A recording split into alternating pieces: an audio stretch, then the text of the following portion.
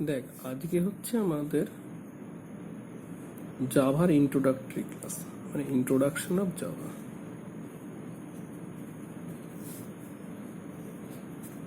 মানে তোদের যেটা অবজেক্ট ওরিয়েন্টেড প্রোগ্রামিং এ আছে সেটা হচ্ছে দ্যাট ইজ জাভা। দেখ, একদম জাভার ইন্ট্রোডাক্টরি ক্লাস থেকে খুব ভালো করে দেখবি এবং জাভা কেন এসছে, কি তার ফিচার্স, এগুলো কিন্তু খুব ইম্পর্টেন্ট। ক্যাম্পাসিংয়েও প্রচণ্ড জিজ্ঞেস করে এগুলো, ঠিক আছে? তাহলে আমরা একদম শুরু থেকে আসছি। দেখ, আমরা প্রথম এসেছিলাম প্রোগ্রামিং ল্যাঙ্গুয়েজে সি, তারপর C++, দেন জাভা। কেন জাভা আনতে হলো এইটা আমরা আলোচনা করব। জাভা কিভাবে এলো, কে আনলো, এগুলো হচ্ছে আমাদের আলোচ্য বিষয়। জাভার কী কী ফ্যাসিলিটি, যেগুলো আমরা পরে ডিটেলে আলোচনা করব, কিন্তু এগুলো পরীক্ষা পারপাস, ক্যাম্পাসিং পারপাস ভীষণ ইম্পর্টেন্ট। 1991 সালটা খুব ইম্পর্টেন্ট। এই সালে প্রথম জাভা ডেভেলপড হয়। Java was developed.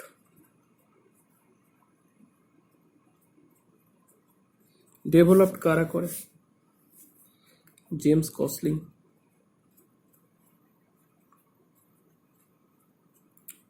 কসলিং,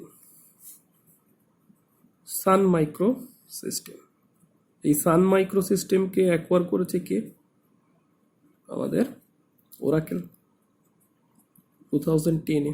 কাজে এখন সান মাইক্রো সিস্টেম, তার মানে এখন দেখবি ওরাকেল বলা থাকবে, কিন্তু তখন সান মাইক্রো সিস্টেম আলাদা কোম্পানি ছিল, জেমস কসলিং, ঠিক আছে? ইম্পর্টেন্ট কথা হচ্ছে জাভার নাম কিন্তু প্রথমে জাভা ছিল না, কি নাম ছিল? ওক। আর ওকের পেছনে একটা ফেমাস স্টোরি আছে যেটা আমি বলছি না, ঠিক আছে? ওক, কিন্তু দেখা গেল ওক তার কিছুদিন আগে ওক নামে মাইক্রোসফটের আর একটা সফটওয়্যার, মাইক্রোসফটের, that is not Java, but অন্য একটা তো সিস্টেম ইন্ট্রোডিউসড হয়, ঠিক আছে? যে কারণে ওক নামটা রেজিস্টার করা যায়নি। ওদের ওক নাম দেওয়ার ইচ্ছে ছিল জাভা। জাভা মানে কফি বিটস অ্যাকচুয়ালি, ঠিক আছে?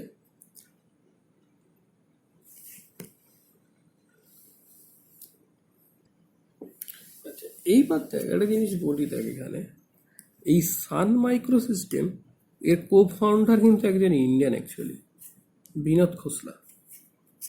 সান মাইক্রো সিস্টেম যেটা, তার কো ফাউন্ডার ছিল বিনোদ খোসলা। মানে ইন্ডিয়ান বলে নামটা ইম্পর্টেন্ট, যে কারণে আমি নামটা বললাম। এবার প্রশ্ন হচ্ছে যে জাভা কেন এলো, why Java, that is very important. যে জাভা ল্যাঙ্গুয়েজটা কেন এলো এটি ম্যাক্সিমাম লোক বুঝতে পারে না। প্রথম যে কারণটা, দ্যাট ইজ প্ল্যাটফর্ম ইন্ডিপেন্ডেন্ট। পরে এগুলো আলোচনা করব, কিন্তু এই কথাটা অবশ্যই মাথায় রাখবি। যদি বলে যে জাভা ল্যাঙ্গুয়েজ কেন এলো, এই প্রশ্ন যদি কেউ করে, তার প্রথম কথাই হবে প্ল্যাটফর্ম ইন্ডিপেন্ডেন্ট। Platform independent. এবার যদি বলা হয় যে প্ল্যাটফর্ম জিনিসটা কি,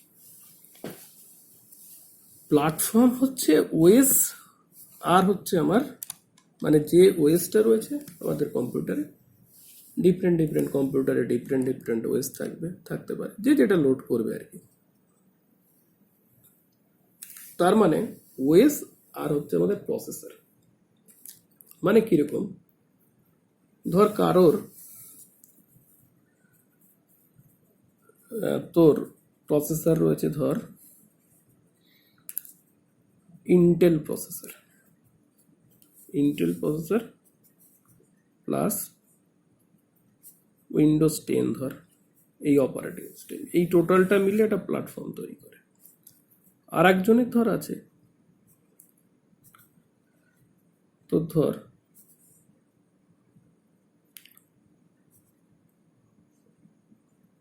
IBM এর প্রসেসর, আর আছে হচ্ছে ধর তোর লিনাক্স অপারেটিং সিস্টেম। তাহলে দেখ, এই চার কম্পিউটারে ইন্টেল প্লাস আর উইন্ডোজ 10 রয়েছে, তার কম্পিউটারে তোর একটা কম্পাইল করা সি প্রোগ্রাম বা C++ প্রোগ্রাম, কিন্তু ডাইরেক্টলি IBM এর প্রসেসর আর লিনাক্সের অপারেটিং সিস্টেম যারা আছে সেখানে ডাইরেক্ট রান করবে না। কারণ আমি কম্পাইল করে মানে সি এর ধর একটা প্রোগ্রাম, তাকে কম্পাইল করে যেটা পাই সেই কম্পাইল্ড ফর্মটা, মানে তোরা অনেকে এখন আমাদের কি বলে এটাকে কম্পাইলার সাবজেক্টটা পড়ছিস যারা যারা দেখবি, তাদের ক্ষেত্রে কি হচ্ছে দেখ, মানে যে ল্যাঙ্গুয়েজে চেঞ্জ হচ্ছে, অ্যাসেম্বলি ল্যাঙ্গুয়েজে, আমাদের কম্পাইলার তো অ্যাসেম্বলি ল্যাঙ্গুয়েজ চেঞ্জ করে দেয়, তার মানে ইন্টেলের ক্ষেত্রে অ্যাসেম্বলি ল্যাঙ্গুয়েজ, এই অপারেটিং সিস্টেমের ক্ষেত্রে আলাদা, আইবিএম এর ক্ষেত্রে প্রসেসর যদি হয় আইবিএম প্রসেসর, সেই ক্ষেত্রে আবার ইভেন এখানে যদি উইন্ডোজ 10ও ইউজ করতাম তাহলেও আমাদের কি হতো, তোর অপারেটিং সিস্টেমের যে কোড, অপারেটিং সিস্টেম ডিপেন্ডেন্ট যে assembly code, that was different. তার মানে এই কম্পিউটারে কম্পাইল্ড করা প্রোগ্রাম এই কম্পিউটারে চলবে না, বা এই কম্পিউটারে ইয়ে করা চলবে না এটাতে। তার মানে প্ল্যাটফর্ম ডিপেন্ডেন্ট ছিল।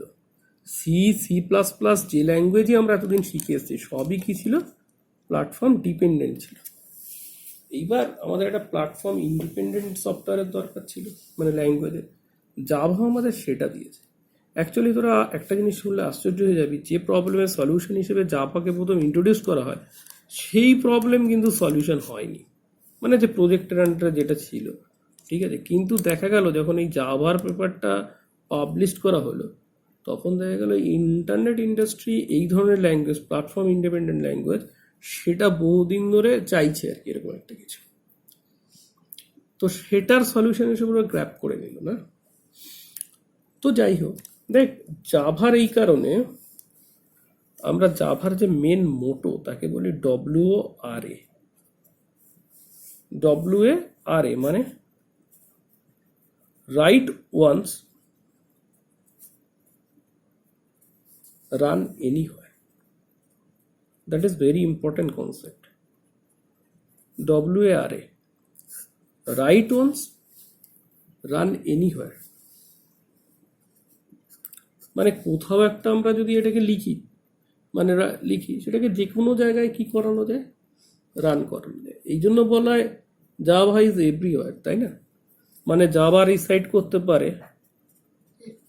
Java resides in mobiles, obviously smartphone, mobiles, server machine,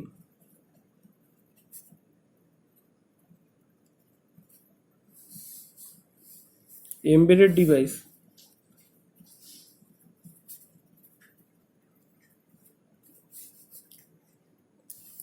cloud, etc. etc. But এটা কি করে, সেম বেসিক যে ফিচার্স সেটাকে শেয়ার করে। যারা ক্যামেরাটাতে একটু অসুবিধা হচ্ছে মনে হচ্ছে, ক্যামেরাটা অতটা ভালো আসছে না কেন বুঝছি না, তারা এক সেকেন্ড ঠিক করে নি। এবার দেখ, এবার একটু ফোকাসটা ঠিক হয়েছে ক্যামেরা। দেখ জাভার বিভিন্ন ফ্লেভার্স আছে। ফ্লেভার্স বলতে মানে এক হচ্ছে আমরা যেটা শিখি, মানে শিখবো আর কি, তোদের সিলেবাসে যেটা আছে, জাভা এসি। এসি মানে standard edition, Java standard edition, ঠিক আছে।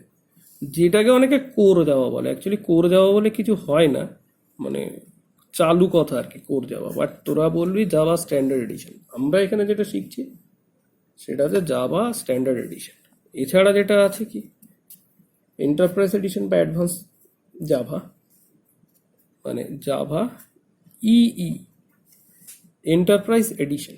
ই for enterprise edition, S for standard edition, E for advance edition, মানে এন্টারপ্রাইজ এডিশন, যেটাকে আমরা অ্যাডভান্স জাভা বলি চলতি কথায়, ঠিক আছে। অ্যাডভান্স জাভা তোদের এই সেমি সিলেবাসে নেই, পরবর্তীতে আমরা শিখবো। এই সেমে যেটা আছে সেটা হচ্ছে Java standard edition, core Java, that is Java standard enterprise edition, advance Java যেটা, সেটা আমাদের পরে শিখতে হবে, এই সেমে নেই।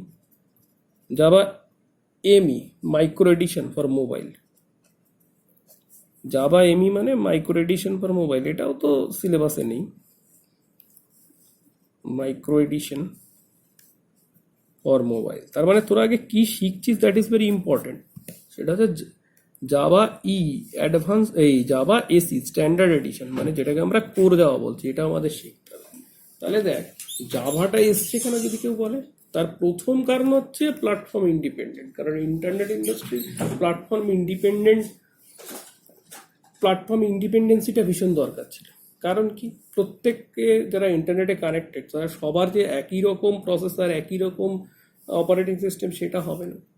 তার মানে আমাকে এমন ল্যাঙ্গুয়েজ হতে হবে যেটা প্রসেসর এবং অপারেটিং সিস্টেমের উপরে ডিপেন্ড করবে না। That is platform independent.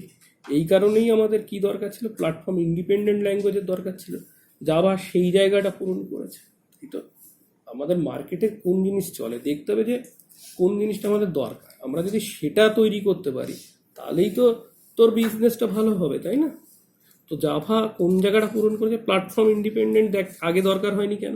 কারণ তোর ইন্টারনেট ইন্ডাস্ট্রি যত বুম করলো তত কি হলো, বিভিন্ন লোক, কেউ মোবাইল থেকে, কেউ কম্পিউটার থেকে, different different operating system, different different processor join করছে। এবার তাহলে সবার যদি একই ধরনের তো হতে পারে না প্রসেসর আর তোর অপারেটিং সিস্টেম। কারোর ম্যাক অপারেটিং সিস্টেম না, সে এবার কি করবে? এবার যদি একজন তোর উইন্ডোজের অপারেটিং সিস্টেমে সি এর বা C++ এর কম্পাইল করা প্রোগ্রাম পাঠায়, ট্রান্সফার করে, তো সে তো ডাইরেক্টলি রান করতে পারবে না, তাই না? এই যে প্রবলেমটা, এইটা সলিউশন হিসেবে জাভা এসেছিল। That is very important. এই জায়গাটা বুঝতে হবে যে কি কারণে জাভা এসেছিল। এবার দেখ, জাভা হচ্ছে অবভিয়াসলি একটা অবজেক্ট ওরিয়েন্টেড প্রোগ্রামিং। এবার অবজেক্ট ওরিয়েন্টেড প্রোগ্রামিং যারা C++ জানে না, তাদের সেই ক্ষেত্রে অবজেক্ট ওরিয়েন্টেডটা আমাকে বুঝিয়ে নিতে হবে, এবং আমি অবজেক্ট ওরিয়েন্টেড অ্যাপ্রোচটা বোঝাবো। অবজেক্ট ওরিয়েন্টেড প্রোগ্রামিং তো C++ যারা জানিস তাদের ক্ষেত্রে একটা জিনিস বলে রাখি প্রথমে, C++ is not 100% object oriented programming. কারণ তুই কোনো ক্লাস বা অবজেক্ট ছাড়াও কোনো প্রোগ্রাম লিখতে পারিস, কিন্তু জাভাতে এটা পসিবল না। এই জন্য জাভাকে বলা হয় অলমোস্ট 100% অবজেক্ট ওরিয়েন্টেড প্রোগ্রামিং। কারণ এখানে যা কিছু আমরা করি সবই ক্লাসের মধ্যে করতে হয়। তার মানে Java is truly object oriented programming. C++ কিন্তু ট্রুলি অবজেক্ট ওরিয়েন্টেড প্রোগ্রামিং নয়। এই জন্য যখন C++ প্রথমে মার্কেটে এসেছিল, C++কে কিন্তু আমরা C++ বলতাম না। C++ এর নাম কি ছিল? C with classes. পরে এর নাম হয়েছে, মানে উইথ ক্লাস ফ্যাসিলিটি আর কি। পরে এটার নাম হয়েছে C++। প্রথমে ছিল সি উইথ ক্লাসেস, ঠিক আছে? আর সিতে তো অবজেক্টের কনসেপ্ট নেই। তো অবজেক্টের কনসেপ্ট কি সেটা আমি আসবো। তো তার আগে বলে দিই, দেখ, জাভার যে লাইব্রেরিটা আছে সেখানে কি আছে? জাভা লাইব্রেরিতে, জাভা লাইব্রেরি যেটা আছে, এখানে প্রচুর প্রিডিফাইন্ড ক্লাস আছে। মানে জাভার লাইব্রেরি হচ্ছে অ্যাকচুয়ালি কি, যদি বলে জাভার লাইব্রেরি কি, তোরা বলবি কি? Collection of predefined classes. Collection of predefined classes. দেখ, যদিও জাভা 1996-এ আমরা বলছি যে জাভা ইন্ট্রোডিউসড হয়েছিল, 1991-এ ফার্স্ট ইন্ট্রোডিউসড হয়েছিল, কিন্তু এর যে ভার্সানটা, মানে জাভা 1.0 যে ভার্সানটা, এটা যখন এসেছিল 1996 এসেছিল, এবং এর মধ্যে 212টা ক্লাসেস ছিল। কতগুলো ক্লাস একসাথে বলে প্যাকেজ, সেগুলো তোরা পরবর্তীতে জানবি, প্লাস 8 প্যাকেজেস। আমার জানা মতে লাস্ট এসছে জাভা 7.0 ভার্সন, যেটা এর পরের ভার্সনটা আমার খেয়াল নেই। এখানে প্রায় 4024টা ক্লাস। তার মানে বুঝতে পারছিস কত ইমপ্রুভ করেছে অনেক জাভা লাইব্রেরিটা। আর প্যাকেজ আছে 209টা। এবার তোরা বুঝতেই পারছিস যে এতগুলো প্যাকেজ আর এতগুলো ক্লাস নিশ্চয়ই কারোর পক্ষে মুখস্থ রাখা সম্ভব না, এবং তোদের মুখস্থ রাখতেও হবে না, ঠিক আছে? মানে জাভাতে ধর কেউ যদি বলে আমি পুরো জাভা জানি, সেটা খুব বড় কথা। কারণ জাভার একটা পোর্শন নিয়ে ইন্ডাস্ট্রিতে কাজ হয়, মানে 5-7 বছর কাজ করার পরে একটা ফিল্ড জাভার জানে না। আমাদের যেটা সমস্ত বেসিক নলেজটা এখানে লাগবে, ঠিক আছে? কাজে এখানে খামোখা বেশ কিছু ক্লাসের নাম আর প্যাকেজের নাম কিছু তো আমাদের পড়তেই হবে যেগুলো দরকার, কিন্তু ওইভাবে মুখস্থ করে কোনো লাভ হবে না বা মুখস্থ করার দরকারও নেই। তার মানে দেখ জাভা 1.0 থেকে 7.0 যে ভার্সানটা, তার জাভা লাইব্রেরি ফ্যাসিলিটি কত বেড়েছে সেটা খেয়াল কর।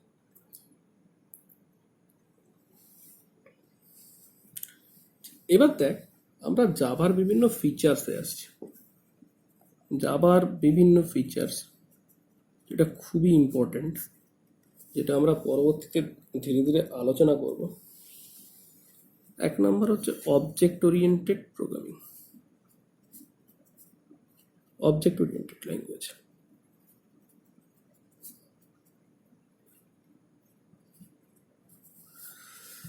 অবজেক্ট ওরিয়েন্টেড, অবজেক্ট আগে একটু বলে নিই, অবজেক্ট জিনিসটা কি? অবজেক্ট হচ্ছে একটা, দেখ সি আমাদের কোথায় শেষ হয়েছে, আমরা সি যারা সবাই জানি সিটা কোথায় শেষ হয়েছে, মানে সি এর লাস্ট ফ্যাসিলিটি ছিল আমাদের ধর স্ট্রাকচার। স্ট্রাকচার মানে কি? একটা ইউজার ডিফাইন্ড ডেটা টাইপ যার মধ্যে বিভিন্ন বেসিক ডেটা টাইপ নেওয়া যাচ্ছিল, ফ্লোট, ইন্টিজার, তাই তো, ক্যারেক্টার, এরকম বিভিন্ন মিলিয়ে একটা হেট্রোজিনিয়াস ডেটা টাইপ বানাচ্ছে।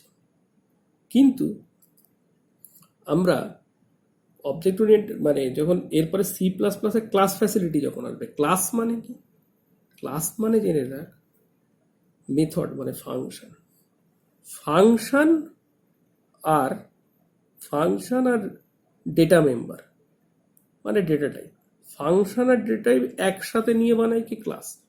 তার মানে data member and method, method মানে এখানে ফাংশন, ইনক্যাপসুলেট ইন এ ক্যাপসুল, মানে কি বলবো, দুটো একসাথে থাকছে, তাই না?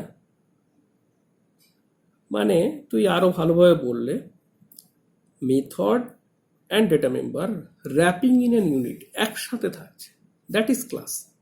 এবার সেই ক্লাসের ভ্যারিয়েবলকে বলা হয় অবজেক্ট। মানে কিরকম দেখ, আমি যদি একটুখানি বলি সামান্য সি প্লাস প্লাসে, ধর জিনিসটা কিরকম, ধর আমি এই ক্লাস এ লিখছি, ক্লাসে এর মধ্যে ইন্ট এক্স লিখলাম, এক্স হচ্ছে একটা ডেটা টাইপ, এক্স হচ্ছে একটা ডেটা টাইপ, এর মধ্যে আমি একটা ফাংশন দিলাম, ধর এই ফাংশনের মধ্যে কি আছে আমি এখন বলছি না। তাহলে এই ক্লাস এর মধ্যে দেখ একই সাথে মেথড, এই একই সাথে ডেটা টাইপ আর ফাংশন একই সাথে নিয়েছি। দেন আমি কি তৈরি করছি, একটা ক্লাস। এই ক্লাসের একটা ভ্যারিয়েবলই হচ্ছে অবজেক্ট। আমরা পরে যখন কোড লিখবো ডিটেল আলোচনা করব। এই ক্লাসের, এই যে এ ক্লাস, এই এ ক্লাসের একটা অবজেক্টই হচ্ছে আমার কি, এই এ ক্লাস, এ ক্লাসের একটা অবজেক্ট, এই এ ক্লাসের একটা ডেটা টাইপই হচ্ছে আমার অবজেক্ট। তার মানে এখানে দেখ এইটা হচ্ছে ডেটা মেম্বার, এইটা হচ্ছে ফাংশন। তাহলে ডেটা মেম্বার অ্যান্ড ফাংশন বা method, data member and method wrapping in an unit, that is call class. ক্লাসের একটা ভ্যারিয়েবল হচ্ছে অবজেক্ট, আপাতত জেনে রাখ সহজভাবে, তাই না? তার মানে এর একটা, এই ক্লাসের একখানা ভ্যারিয়েবলই হচ্ছে আমার অবজেক্ট। তাহলে জাভা হচ্ছে সেই অবজেক্ট ওরিয়েন্টেড ল্যাঙ্গুয়েজ, অবজেক্টের উপর বেস করে লেখা হয়। তাহলে দেখ অবজেক্ট ওরিয়েন্টেড ক্লাসের প্রচুর ফ্যাসিলিটি মানে কি বলবো ফিচার্স আছে, সেগুলোকে আমি এখানে আলাদা করে লিখছি না। এই অবজেক্ট ওরিয়েন্টেড প্রোগ্রামিং এর কি আছে, প্রচুর ফিচার্স আছে। সেই ফিচার্সগুলো অবজেক্ট ওরিয়েন্টেড ল্যাঙ্গুয়েজের ফিচার্সগুলো আমরা আলাদা করে আলোচনা করব। মানে এখানে অবজেক্ট ওরিয়েন্টেড ল্যাঙ্গুয়েজ লিখলাম মানে অবজেক্ট ওরিয়েন্টেড ল্যাঙ্গুয়েজের সমস্ত ফিচার্সগুলোই আমি এর মধ্যে ধরে নিচ্ছি, আমরা অন্য ফিচার্সগুলো আলোচনা করছি। 2 নম্বর পয়েন্ট দেখ, কম্পাইলড অ্যান্ড ইন্টারপ্রিটেড, এটাও খুব ইম্পর্টেন্ট। এখান থেকেই আসে তোর প্ল্যাটফর্ম ইন্ডিপেন্ডেন্সটা, এখান থেকেই আসে। Compiled as well as compiled and interpreted কিরকম, মানে আচ্ছা কম্পাইলড অ্যান্ড ইন্টারপ্রিটেড আমি এটা আচ্ছা আলোচনা আগেই করে নিই। কম্পাইলড অ্যান্ড ইন্টারপ্রিটেড দেখ কিরকম কেসটা। সি বা সি প্লাস প্লাস হচ্ছে কম্পাইলড ল্যাঙ্গুয়েজ। তার মানে একটা হাই লেভেল কোড দিলে একটা হাই লেভেল ল্যাঙ্গুয়েজের কোড দিলে, আমি এটা বোঝাচ্ছি, হাই লেভেল ল্যাঙ্গুয়েজের একটা কোড দিলে কম্পাইল করলে পরে এখানে কি আসে, অ্যাসেম্বলি কোড আসে, লিঙ্কার ফিঙ্কারের সাথে জয়েন করে অ্যাসেম্বলি কোড আসে, that is operating system dependent code আসে। অপারেটিং সিস্টেম ডিপেন্ডেন্ট কোড মানে আমরা উইন্ডোজ 10-এ একরকম পাবো, লিনাক্সে একরকম পাবো, তার জন্যই লিনাক্সেরটা উইন্ডোজে চলে না, উইন্ডোজেরটা লিনাক্সে চলবে না, মানে অবভিয়াসলি কম্পাইল করা প্রোগ্রাম। আমি যদি প্রথম থেকে প্রোগ্রামটাকে কম্পাইল করি, এটা কিন্তু ভুল ভাবিস না যে উইন্ডোজের প্রোগ্রাম চলবে না মানে কি, আমি কম্পাইল্ড প্রোগ্রাম যদি আমি ফার্দার কম্পাইল না করি তাহলে চলবে না। আমি যদি গোটা সোর্সটাকে নিয়ে ফার্দার কম্পাইল করি আমার লিনাক্সে, তাহলে তো চলতে বাধ্য। তুই একটা জিনিস চলে না আমরা জানি, বাকি জিনিস তো চলতে বাধ্য, তাই না? তার মানে আমি কম্পাইল করা প্রোগ্রাম একটা অপারেটিং সিস্টেম আর একটা অপারেটিং সিস্টেমে চলবে না। তো এই কারণে জাভা কি করে, জাভা কম্পাইল করে, আমি ডিটেলের পর যাব, জাভা কম্পাইল করে বাইট কোডে চেঞ্জ করে। কিসে চেঞ্জ করে? বাইট কোডে।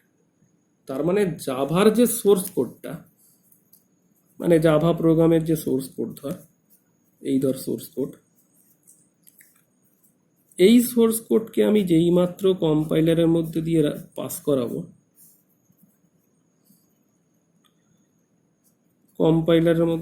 করাবো, এখান থেকে যেটা পাবো সেটা হচ্ছে বাইট কোড। কি পাবো? Byte code. এই বাইট কোডকে যদি জেভিএম মধ্যে দিয়ে পাস করায়, Java virtual machine, that is a interpreter, JVM এর মধ্যে দিয়ে পাস করায়, মানে ইন্টারপ্রিট করি, তাহলে আমি যে কোডটা পাবো সেইটা অপারেটিং সিস্টেম মানে এই যে বাইট কোডটা, দ্যাট ইজ অপারেটিং সিস্টেম মানে ডিপেন্ডেন্ট। এই যে বাইট কোডটা পাচ্ছি, এটা এই বাইট কোডটা যখনই আমি ডিফারেন্ট জেভিএম, দেখ আমি ধর জাভার একটা কম্পাইল করা প্রোগ্রাম বাইট কোড পেলাম, এই বাইট কোডটা আমি যে কম্পিউটারে চালাবো আর কি, জাভার কোড রান করাবো, সেখানে অবভিয়াসলি জাভা ভার্চুয়াল মেশিন, অনেকে ভাবে ভার্চুয়াল মেশিন মানে একটা মেশিন, তা নয়, দ্যাট ইজ এ সফটওয়্যার। এটা কিন্তু একটা কি সফটওয়্যার, এবং শুনলে আশ্চর্য হয়ে যাবি, এই জেভিএম এর মানে ম্যাক্সিমাম কোডটা লেখা আছে সিতে, কিছু C++ও লেখা থাকে। জেভিএম এর ম্যাক্সিমাম কোডটাই সি আর C++-এ লেখা থাকে, ঠিক আছে? তো সিতেই ম্যাক্সিমাম পার্টটা। তার মানে JVM is a software, that is not a hardware, software. কাজেই জেভিএম না থাকলে তো আমার কি হবে না, জেভিএম যদি না থাকে তাহলে আমার কিন্তু সেই কম্পিউটারে জাভার প্রোগ্রাম চলবে না। জাভা রান করাতে গেলে অবভিয়াসলি জেভিএম থাকতে হবে। তার মানে জেভিএম এর মধ্যে দিয়ে যেই বাইট কোডটা পাস করে, এবার সেই কম্পিউটারে যে অপারেটিং সিস্টেম আছে সেই অপারেটিং সিস্টেমের ডিপেন্ডেন্ট কোডে চেঞ্জ করে দেয়। আমি আবার বলছি, তার মানে জাভা কম্পাইল করলে আমি কি পাই? Byte code. এই বাইট কোডটা জেভিএম এর মধ্যে দিয়ে পাস করালে, বাইট কোডটাকে জেভিএম এর মধ্যে দিয়ে পাস করালে অপারেটিং সিস্টেম ডিপেন্ডেন্ট কোডে চেঞ্জ করে দেবে। মানে লিনাক্স থাকলে লিনাক্সে চেঞ্জ করে দেবে, উইন্ডোজ 10 থাকলে উইন্ডোজ 10-এ চেঞ্জ করে দেবে, ম্যাক অপারেটিং সিস্টেম আর ধর অন্য কোনো কি বলবো, অন্য কোনো আমাদের প্রসেসর থাকলো সেইটার ডিপেন্ডেন্ট কোডে চেঞ্জ করে দেবে। এই জন্য তার মানে এখানে কম্পাইল হচ্ছে, এখানে বেসিক্যালি জেভিএম এর মধ্যে দিয়ে যখন পাস করছে এখানে ইন্টারপ্রিটেশন হচ্ছে। এই জন্য বলি কম্পাইল প্লাস ইন্টারপ্রিটেড, এবং সেই জন্য এটাকে প্ল্যাটফর্ম ইন্ডিপেন্ডেন্ট বলছি। কেন? কারণ দেখ, আমি তো জাভার প্রোগ্রামটাকে কম্পাইল করছি, বাইট কোডে চেঞ্জ হয়ে গেল। বাইট কোডটাকে যেই মাত্র আমি আমাদের মেশিনে জেভিএম এর মধ্যে দিয়ে পাস করাচ্ছি, জেভিএম কি করছে, যে অপারেটিং সিস্টেম দরকার আছে কম্পিউটারে রিসাইড করছে, সেই অপারেটিং সিস্টেমের ডিপেন্ডেন্ট করে চেঞ্জ করে দিচ্ছে। এবার তো প্রোগ্রামটা খুব স্মুথলি চলবে। এই কারণে আমরা বলছি কম্পাইল্ড অ্যান্ড ইন্টারপ্রেটেড। এটাকে আরও ডিটেলে আলোচনা করব, আমি এটা জাস্ট ওপর বলছি। আচ্ছা, এইবার তার মানে কম্পাইল্ড প্লাস ইন্টারপ্রেটেড মেন ফিচারগুলো বলছি জাভার। কারণ যতক্ষণ না আমরা প্রোগ্রাম শিখছি ততক্ষণ কিছু হবে না, মানে একটু বলে দেওয়া আর কি। এবার আসছি ডিস্ট্রিবিউটেড মানে কি? অনেকগুলো মেশিনে একসাথে চালানো সম্ভব। ডিস্ট্রিবিউটেড মানে তো তাই। মানে অনেকগুলো মেশিনে একই সাথে আমরা চালাতে পারবো, এই জন্য ডিস্ট্রিবিউটেড বলছি।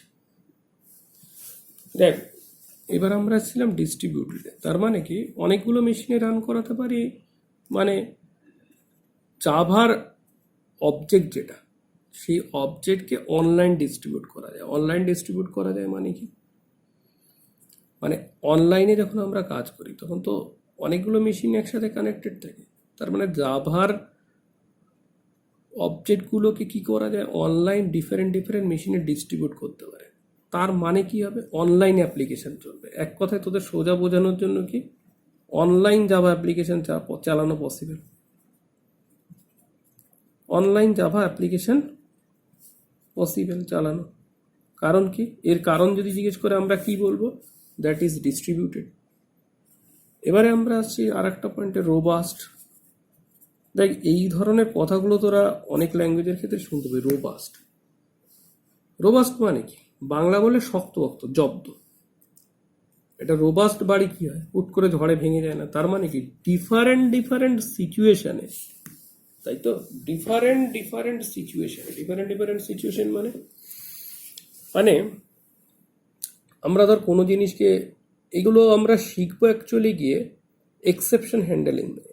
এক্সেপশন হ্যান্ডেলিংয়ে গিয়ে দেখবি মানে বিভিন্ন এক্সেপশনাল সিচুয়েশন, যেমন ধর 10কে 0 দিয়ে ভাগ করলে, 10কে 0 দিয়ে ভাগ করলে কি হবে, ইনফাইনাইট আনডিফাইন্ড আসার কথা। এই ধরনের সিচুয়েশনে জাভার কি থাকে, জাভার মধ্যেই সেই ফ্যাসিলিটিটা থাকে যেটা এই সিচুয়েশনকে হ্যান্ডেল করতে পারে অটোমেটিক্যালি। এই কারণে আমি বলছি রোবাস্ট। বুঝতে পেরেছিস, রোবাস্ট, শক্তপোক্ত। মানে আমরা কোনো এক্সেপশন সিচুয়েশন দিলাম, আপাতত এক্সেপশন হ্যান্ডলিং তো বুঝবে না, এক্সেপশন সিচুয়েশন দিলাম, সেই সিচুয়েশনটা জাভা নিজে নিজে ওভারকাম করতে পারে, তার মধ্যে এমন কোড লেখা থাকে। তো এই কারণে আমি ল্যাঙ্গুয়েজটাকে কি বলবো, রোবাস্ট, রোবাস্ট ল্যাঙ্গুয়েজ। এবার আসছি 5 সিকিউর। সবাই শুনেছিস Java secure, but Java secure কেন? জাভাতে পয়েন্টারের কনসেপ্ট, রেফারেন্স ভ্যারিয়েবল আছে বাট নট পয়েন্টার। জাভাতে কিন্তু পয়েন্টারের কনসেপ্ট নেই। এবার তোরা বলতে পারিস পয়েন্টার তো খুব ভালো জিনিস, পয়েন্টার না থাকলে তো অনেক অসুবিধা। কিন্তু পয়েন্টার না থাকলে যেরকম অসুবিধা, পয়েন্টার থাকলেও অসুবিধা। কারণ পয়েন্টার থাকলে কি হয়, সেইটা দিয়ে যে কোনো আননোন মেমোরিতে আমি কি করতে পারি, ঢুকতে পারি। জাভাতে পয়েন্টার নেই, তাহলে কোনো আনওয়ান্টেড মেমোরিতে ঢোকা পসিবলই না।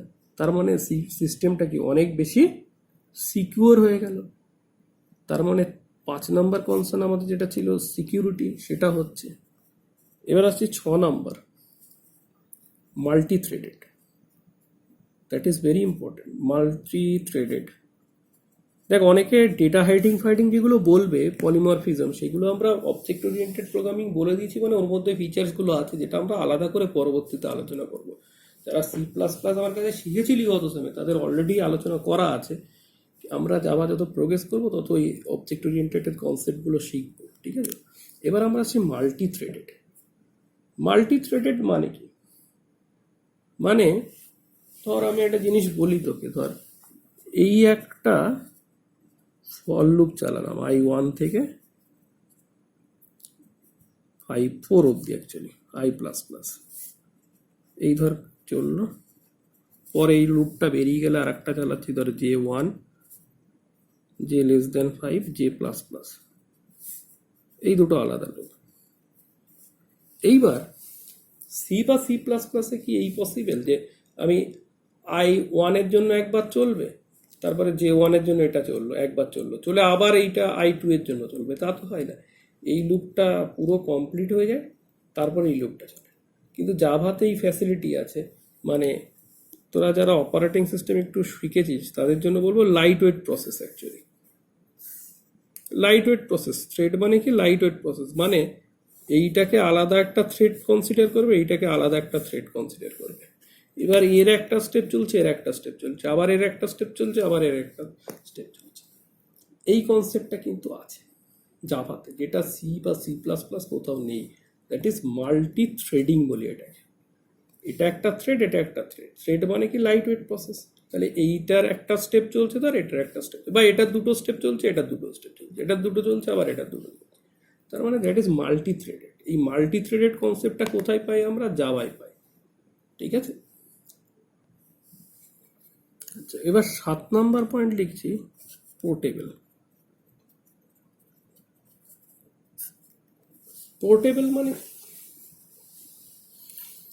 পোর্টেবল মানে জাভার যে কোনো ধরনের মেশিনে আমরা রান করাতে পারি, তাই তো? যে কোনো অপারেটিং সিস্টেম। তুই তো বলতে পারি যেটা প্ল্যাটফর্ম ইন্ডিপেন্ডেন্টের প্রপার্টি হয়ে গেল। না, প্ল্যাটফর্ম ইন্ডিপেন্ডেন্ট মানে কি? মানে তো different operating, JVM different operating সিস্টেমের জন্য ডিফারেন্ট অপারেটিং সিস্টেমের যে অ্যাসেম্বলি কোড সেটাতে লিখে দিচ্ছে, মানে অপারেটিং সিস্টেম ডিপেন্ডেন্ট কোডে চেঞ্জ করছে, that is platform independent. Portable মানে যে কোনো মেশিন বলতে কি আমি smartphone, cloud, Java server machine, মানে সার্ভার মেশিন যে কোনোটা থেকে আমি করতে পারি, এই জন্য বলছি দ্যাট ইজ পোর্টেবল। যে কোনো জায়গা থেকে রান করাতে পারি, এই জন্য বলছি পোর্টেবল। এটাও একটা কারণ WARA বলার, না রাইট অনস রান এনি হয়। তো এটা একটা পোর্টেবলেরও কনসেপ্ট আর কি। আচ্ছা যাই হোক, দেখ এই হচ্ছে মেন পয়েন্টগুলো। ও আমি আর একটু ওই মেন যে জায়গাটা এখানে প্রথম ক্লাসের, সেটা হচ্ছে তোর আমাদের প্ল্যাটফর্ম ইন্ডিপেন্ডেন্টের জায়গাটা, একটু জেভিএম এর জায়গাটা ভালো করে বলছি। Java everything is class. তো জাভার প্রোগ্রামকে আমাদের সেট করতে হয় কিভাবে? যে কোনো একটা জাভা প্রোগ্রামকে ধর হ্যালো বলে একটা ক্লাস বানিয়েছি, তার মানে হ্যালো ডট জাভা বলে আমি কি করব? ওটাকে সেট করব, মানে ওই ক্লাসের নামে যে কোনো নাম দিলে হবে না, ওই ক্লাসের নামে আমি এবার বলতে পারিস একের বেশি ক্লাস থাকলে কি হবে? যে ক্লাসের মধ্যে মেন ফাংশন আছে সেই ক্লাসের নামে সেট করব। তো এটাকে যখন আমি কম্পাইল করি এই হ্যালো ডট জাভাকে, তাহলে কিসে চেঞ্জ করে? এটা চেঞ্জ করে ডট ক্লাস ফাইলে, হ্যালো ডট ক্লাস এই ফাইলে চেঞ্জ করে হ্যালো ডট ক্লাস। এইটার মধ্যে কি থাকে? হ্যালো, এর মধ্যে তো জাভার কোড আছে, এর মধ্যে কি আছে? হ্যালো ডট ক্লাসের মধ্যে কি আছে? Byte code. ম্যাক্সিমাম লোক কিন্তু এটা বুঝতে ভুল করে, এর মধ্যে আছে বাইট কোড। এই বাইট কোডটাকে আমি ফার্দার কি করি, মানে হ্যালো ডট ক্লাস যেটা, সেটাকে জেভিএম এর মধ্যে দিয়ে পাস করাই। এই আমার জেভিএম, এই জেভিএম এর মধ্যে দিয়ে পাস করালে এই দিকে আমার ওএস, মানে ওএস যে ওএস আছে সেই ওএস এর কোডে চেঞ্জ হয় এই জেভিএম এর মধ্যে।